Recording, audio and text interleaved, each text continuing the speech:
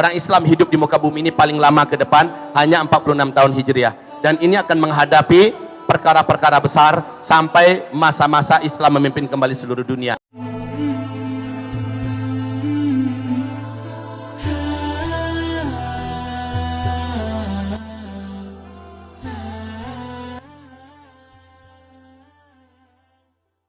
Hadis dhaif ini ada pada hadis dhaif, kalau dia memang masih perkataan Rasulullah walaupun dhaif, maka Allah berfirman dalam surat Al-Hujurat ayat 1 dan ayat 2, perkataan Rasulullah lebih tinggi daripada perkataan manusia mana saja di muka bumi ini.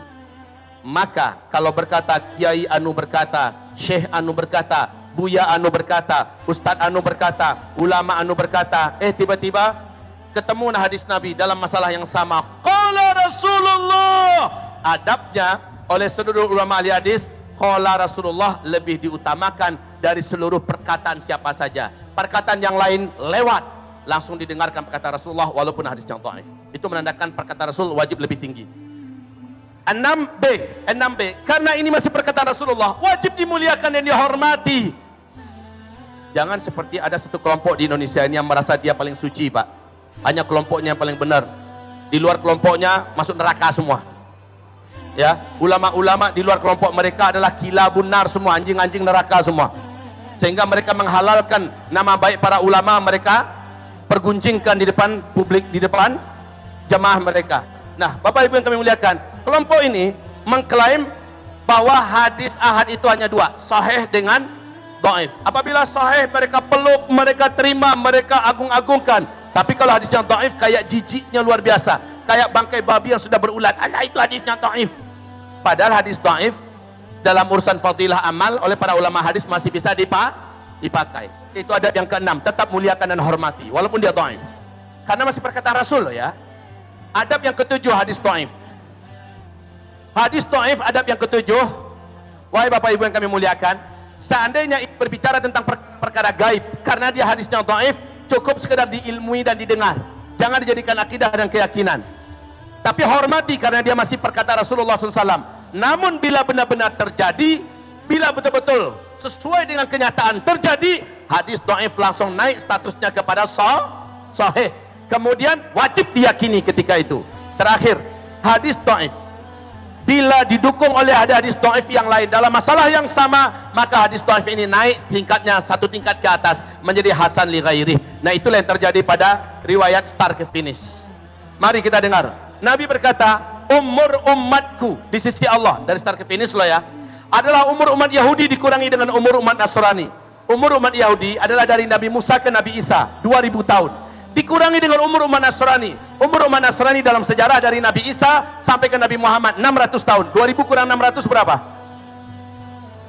1400 tahun. Tentu yang dimaksud Nabi adalah hitungan Hijriah.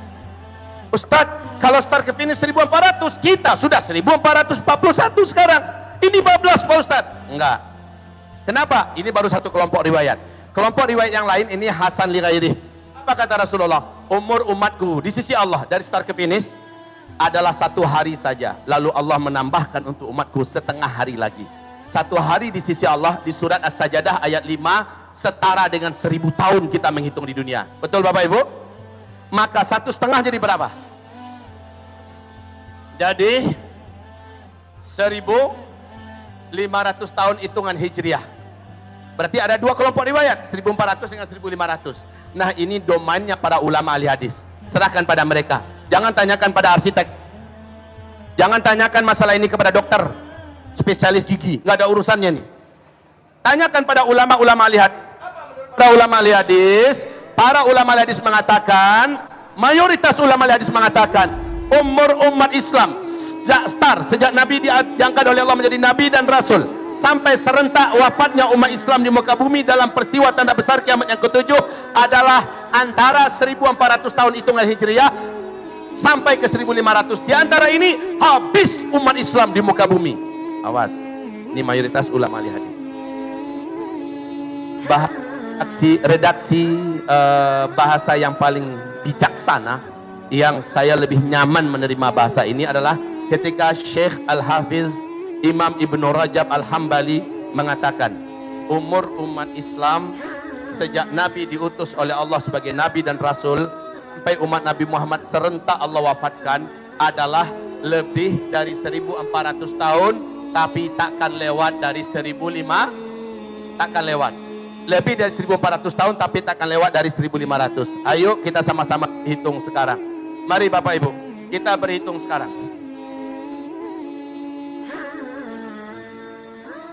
Tahun berapa Hijriah kita sekarang? 1441 Hijriah. Awas, Hijriah ini kapan mulai menghitungnya? Sejak Nabi Muhammad hijrah dari Mekah ke, mulai di sini mulai penghitungan Hijriah. Sementara menghitung umur umat Islam hidup di muka bumi ini sejak start ke finish bukan sejak Nabi hijrah, tapi sejak beliau diangkat oleh Allah sebagai Nabi dan Rasul. Maknanya beliau telah menjadi Nabi dan Rasul di Mekah selama 13 tahun, barulah beliau hijrah. Artinya 1441 Hijriah ini wajib ditambah dengan 13 tahun di Mekah, betul tidak? Maka hasilnya berapa? Hasilnya berapa? Hasilnya adalah 1454 tahun hitungan Hijriah. Oke, sekarang wahai Bapak Ibu, andai kata kita ambil angka yang paling aman, mentok di 1500. Anggaplah begitu dulu. Ambil angka yang paling mentok, 1500. Kurangi 1454. Hasilnya berapa?